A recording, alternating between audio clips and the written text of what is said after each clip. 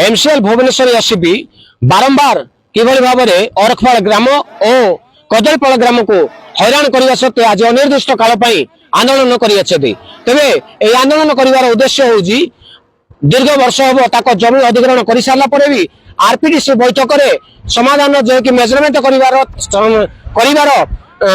निष्पत्ति भी किंतु आरपीडीसी बैठक को कौन से गुरुत्व न दे जमी मेजरमेंट करूना भुवनेश्वर एसपी तेरे जदि यार हक से आंदोलन करते बारंबार से पुलिस भय देखे कौन से प्रतिश्रुति देकर आंदोलन स्थगित कर दिया तेज आज भी से अच्छी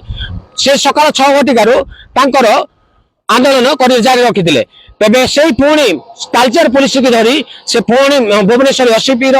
जी कि महाप्रबंधक और पीओ प्रेजेंट ऑफिसर आसी आज प्रतिश्रुति देती तार कि 15 दिन भितर यार कि थैतान करेंगे जदि किसी समाधान न करती तेबे बिना नोटिस रे आंदोलन करेंगे बोली कदलीपाल और